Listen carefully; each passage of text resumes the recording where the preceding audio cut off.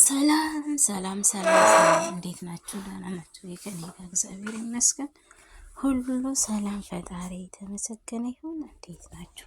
ሁሉ መልካም፣ ሁሉ ሸጋ፣ ከኔ ጋር ሁሉ ሰላም፣ እግዚአብሔር ይመስገን።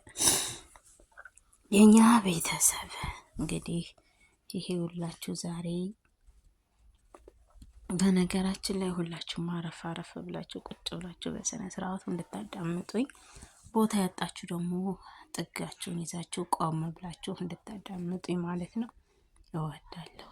ስለዚህ ይኸው ዛሬ ደግሞ በአዲስ ነገር ከቸፍ ብዬላችኋለሁ። እሱም ደግሞ ፍቅር እስከ መቃብር እውነተኛ ፍቅርን የሚገልጽልን ወንድማችን መምህር ዳኒ ነውና፣ ስለዚህ ስለሱ ዛሬ ትንሽ ፈትፈት እናደርጋለን።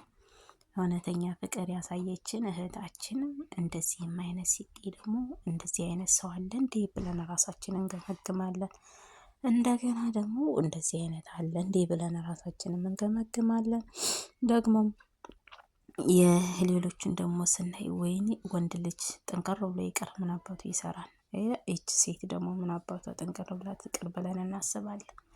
እንደነዚህ አይነቶቹን ስናይ ደግሞ ወይኔ እንደዚህ አይነት ፍቅር አለ እንዴ ብለን እናስባለን። ፍቅር ግን በስንት ነው የሚከፈለው? እውነት ለመናገር በስንት ነው የሚመራው? በስንት ነው የሚከፈለው? ስንት ነው ግን ፍቅር ያለው? ግን እውነተኛ ፍቅር አለ። እውነተኛ ፍቅር ደግሞ አስመሳይ ፍቅርም አለ። ግን ለምንድን ነው ይሄ እውነተኛ ታሪካቸውን እውነተኛ ሁሉ ነገራቸውን ስታዩ ስታወራ እየሳቀች እየተፈነቀነቀች ነው የምታወራው፣ በጣም ደስ በሚል ሁኔታ ማለት ነው። ስለዚህ እሱም በጣም ጎበዝ እንደዚህ አይነት ወንድ አለ እንዴ እስከሚባል ድረስ አድናቂው ነኝ እውነት። እሷም እንደዛው ናት፣ እሱም እንደዛው ናት። ትክክለኛ ሰው ማለት እንደዛ ናቸው። ትክክለኛ ሰው በቃ እውነተኛ ሰው፣ ምንም ነገር የሌለባቸው እውነተኛ ሰዎች ማለት እነዚህ ናቸው። የእነዚህን አይተን ደግሞ የነቀነኔ ስናይ እንደገና ደግሞ የነ ትዝታን ስናይ ደግሞ በጣም ያሳዝናል። ፍቅር የሚቀናበት እንደዚህ ደስ የሚልበት ነገርን ስናይ ደግሞ ሌላ ደግሞ በሌላ በኩል ደግሞ ሌላ ነገር እናያለን። በገዛ ባላቸው እንደዚህ ሲደሰቱ፣ በገዛ ሚስታቸው እንደዚህ ሲደሰቱ፣ ሌላ በኩል ደግሞ እንደዚህ አይነት በገዛ ባላቸው ራሳቸው ጠላት ሲያገኙ፣ ጠላት ሲያፈሩ፣ እሱን ደግሞ ስናይ ደግሞ በጣም እናደዳለን። ፍቅር ግን ስንት አይነት ነው? ፍቅር ግን ምን አይነት ነው? እውነት እንደዚህ አይነትም ፍቅር አለ። ከጎዳና ላይ እስከ መጨረሻ እንደዚህ ደስ በሚል ህይወት ልጅ እስከ መውለድም የተደረሰበት ፍቅር አለ። ደስ የሚል ፍቅርም አለ። እሱን ደግሞ ስናስበው ይሄን ደግሞ ስናስብ ደግሞ እንዴት አይነት ፍቅር ነው ደስ የሚል ፍቅር ብለን ራሳችን እንትን እንላለን። እና ውዶችዬ ግን እውነት ለመናገር የእነሱን ስናይ በጣም ደስ የሚል ምን የኔ ሚስት እንደዚህ በሆነች፣ ምን የኔም ባል እንደዚህ በሆነ ብለን እንመኛለን። እውነተኛ ፍቅር ልብ ከልብ ሲገናኝ ማለት ነው።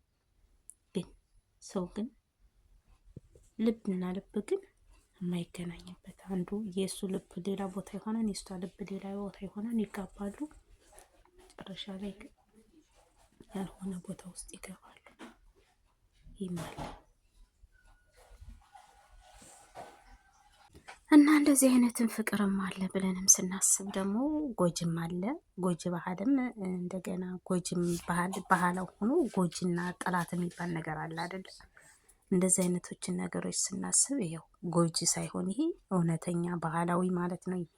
ጎጂ ደግሞ በእንደዚህ አይነት መስመሮች ደግሞ ያለፉት በሙሉ ጎጂ ናቸው። እና እግዚአብሔር የሁላችንም በእንደዚህ አይነት ደስ በሚል ፍቅር፣ ደስ በሚል ነገር፣ በእግዚአብሔር ቤት የተቀደሰ በእግዚአብሔር ቤት ጥሩ ነገር ለሁላችንም ይስጠን ብዬ አስባለሁ። እና ውዶችዬ የሰው ልጅ የእንትን የማይለው ነገር የለም። እግዚአብሔር ጥሩ ነገር ልቦናችንን ጥሩ ነገር ሁሉ ነገራችንን ጥሩ ያድርገን። መልካም ቀን፣ መልካም ምሽት፣ መልካም ጊዜ ይሁንላችሁ። ስለነበረ